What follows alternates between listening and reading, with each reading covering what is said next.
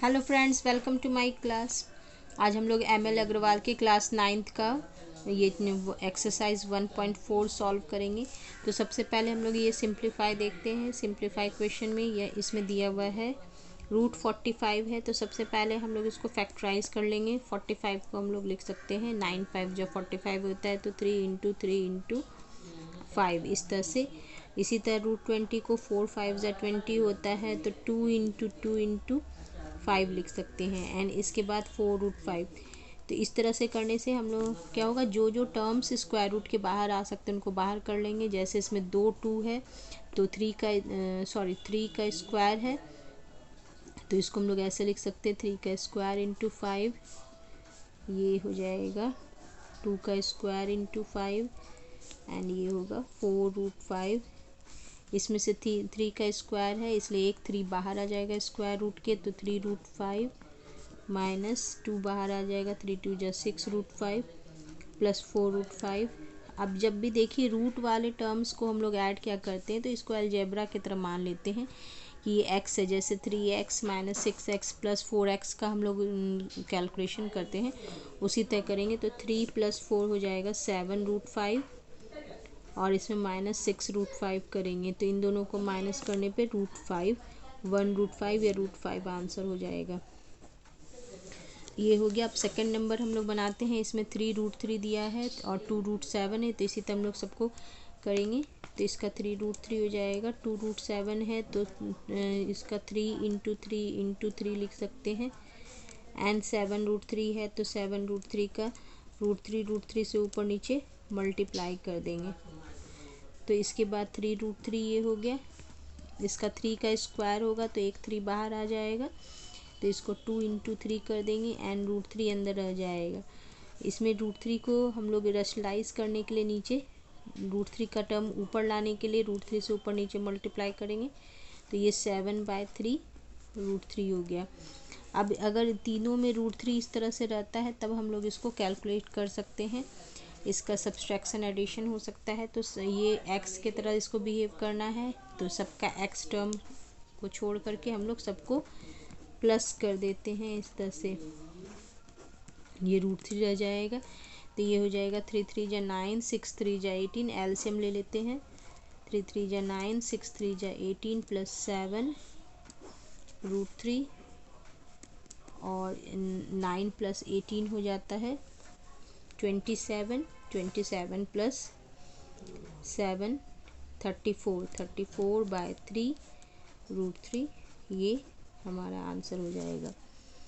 इसके बाद हम लोग इसके बाद का बनाते हैं क्वेश्चन।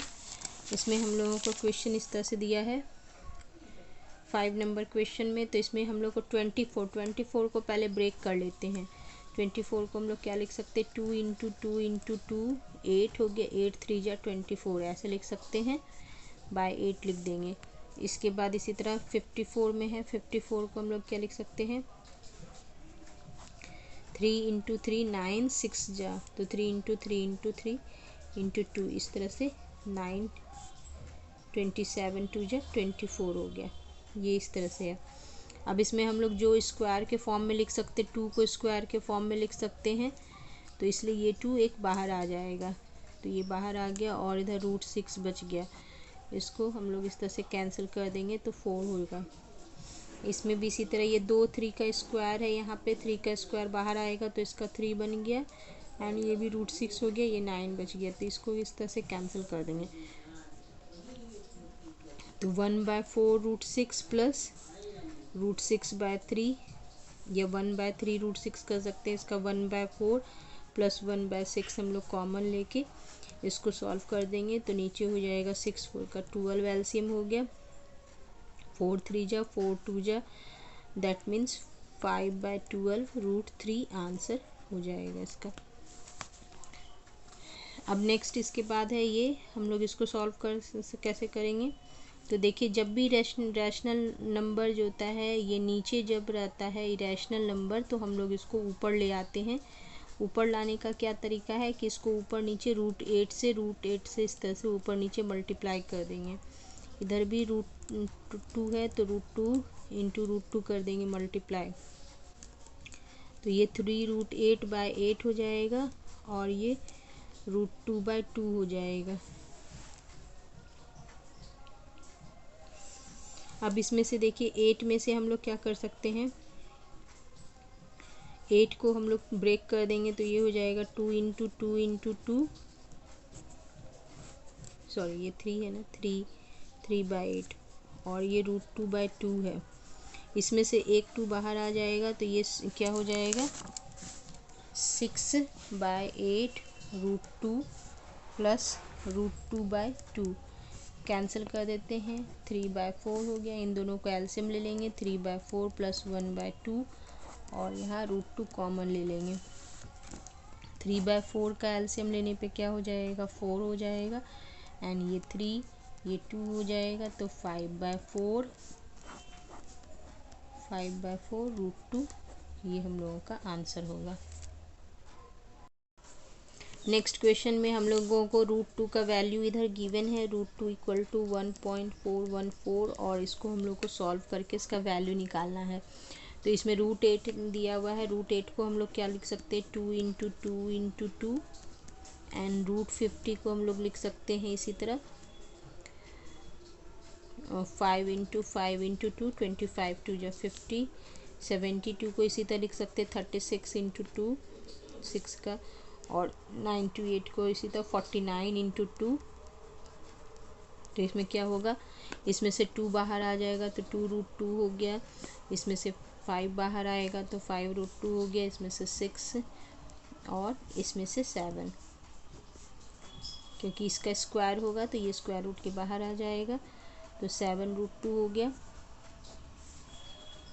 अब इन तीनों का हम लोग प्लस कर देंगे, ये सब ऐड करना है तो सबको ऐड कर देते हैं। 2 + 7 7 7 14 + 6 20 20√2 हो गया। अब 20 का हम लोग √2 का वैल्यू 20 के साथ मल्टीप्लाई कर देंगे 1.414 इस तरह से, तो ये हो जाएगा 28 और पॉइंट यहाँ शिफ्ट हो गया तो इतना आंसर हो गया। नेक्स्ट क्वेश्चन ये दिया हुआ है, हम लोगों को इसका वैल्यू निकालना है। तो हम लोग 32 को स्प्लिट करेंगे। सबसे पहले 32 को स्प्लिट करने पे 16 2 × 32 होता है, 16 को 4 × 4 लिख सकते हैं × 2। इसी तरह 25 को हम लोग 50 को 25 × 2 दैट मीन्स 5 × 5 × 2 लिख सकते हैं। ये हो जाएगा 64 का डबल है ये, तो 64 को 8 × 8 × 2 लिख सकते हैं। ये 9 2 × 18 है तो ये 9 का स्क्वायर दैट मीन्स 3 × 3, 3 का स्क्वायर 3 3 × 9 2 × 18 इस तरह से लिख देंगे। इसके बाद इसमें से 4 बाहर आ जाएगा, ये स्क्वायर है तो स्क्वायर का बाहर आ जाएगा तो 3 × 4 √2 बचा। इसी तरह इसमें 5 बाहर आएगा इसका तो 5 2 × 10 √2 बचा। इसमें से 8 बाहर आएगा तो 32 √2 बचा और इसमें से 3 बाहर आएगा तो 60 √2 बचा। अब इसके बाद सबको हम लोग ऐड वाले टर्म को इन दोनों को प्लस कर देते हैं तो 12 + 30 42 √2 और इन दोनों को कर देंगे तो ये 70 √2 हो गया और इसका आंसर माइनस में आ जाएगा। तो दोनों को माइनस करने पे कितना होगा, 12 + 30 42 एंड यहाँ हो गया 70। अच्छा 8 4 × 32 है ना, 32 हो गया तो ये 44 हो जाएगा। 44 होगा तो ये इसका आ जाएगा 26 माइनस में आएगा 26 √2 का वैल्यू 1.414 हम लोग पुट कर देंगे और इसका आंसर निकल जाएगा 36.764 नेगेटिव में ये आंसर होगा। नेक्स्ट क्वेश्चन में हम लोगों को बताना है state which of the following are irrational number.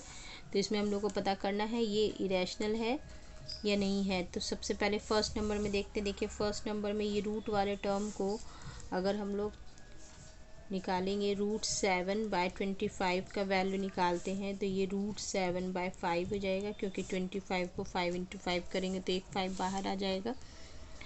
तो इसका मतलब इसमें रूट वाले एक टर्म रह जाते हैं, तो 7 माइनस रूट 7/5, तो ये क्या हो जाएगा, ओवरऑल इरेशनल नंबर हो जाएगा। क्योंकि ये अगर इरेशनल नंबर है और इरेशनल नंबर को अगर हम लोग किसी रैशनल नंबर के साथ माइनस करते हैं या सब्सट्रैक्ट करते हैं तो उसका आंसर इरेशनल में ही आएगा। इरेशनल नंबर है ये। सेकेंड नंबर में हम लोग देखते -2/3 + 3√2 है, तो यहाँ √2 इज़ अ इरेशनल नंबर है। अगर इरेशनल नंबर को हम लोग किसी रैशनल के साथ मल्टीप्लाई कर रहे हैं रैशनल नंबर के साथ, तो इन दोनों का प्रोडक्ट टोटल इरेशनल होगा। और इरेशनल को रैशनल के साथ हम लोग ऐड करते हैं, तो -2/3 के साथ ये ऐड करेंगे इरेशनल नंबर, दैट मीन्स ये पूरा इरेशनल नंबर ही होगा। तो ये भी ये इरेशनल नंबर है -2/3 + 3√2। अब 3/√3 है थर्ड नंबर में, 3/√3, तो इरेशनल नंबर को हम लोग किसी नंबर से डिवाइड करें। पहले तो हम लोग इसको सिंप्लीफाई कर लेते हैं। अगर हम लोग √3 से मल्टीप्लाई कर लेते हैं तो ये 3√3/3 आ जाएगा। 3 कैंसिल हो गया, तो √3 तो एक ही रैशनल नंबर ही है, तो ये तो ऐसे ही रैशनल हो गया। फिर इसके बाद है 4 नंबर में दिया है हम लोगों को -2/7 3 ये 3 इधर है, इसमें ये क्यूबिक रूट है इसका। तो अगर क्यूबिक रूट होता है तो हम लोग क्या लिख सकते हैं इसको, 5⁻1/3। तो अगर कोई रूट वाले टर्म है 5⁻1/3 है तो इसका तो कभी भी रैशनल नंबर में वैल्यू आएगा नहीं, क्योंकि ये 5 एक प्राइम नंबर है, इसको हम लोग आगे स्प्लिट नहीं कर सकते, इसलिए ये पूरा का पूरा इरेशनल नंबर हो जाएगा। अब इसमें है 3 - √6 का स्क्वायर है, तो 3 - √6 का स्क्वायर, तो उसको हम लोग स्क्वायर के फॉर्मूला से करते हैं। 3 का स्क्वायर प्लस √6 का स्क्वायर -2 × 3 × √6, तो ये हो जाएगा 3 × 3 = 9 प्लस √6 का स्क्वायर 6 हो गया, 3 × 2 = 6 √6, तो ये 15 - 6 √6। तो इसमें हम लोग क्या देखते हैं, इसको सॉल्व करने पे रूट वाले टर्म रह गए, और अगर एक भी रूट वाला टर्म रह जाता है तो उसका इरेशनल नंबर को रैशनल नंबर के साथ मल्टीप्लाई करेंगे और उसमें रैशनल नंबर में सब्सट्रैक्ट करने के बाद भी वो इरेशनल ही रहेगा। तो ये इरेशनल है।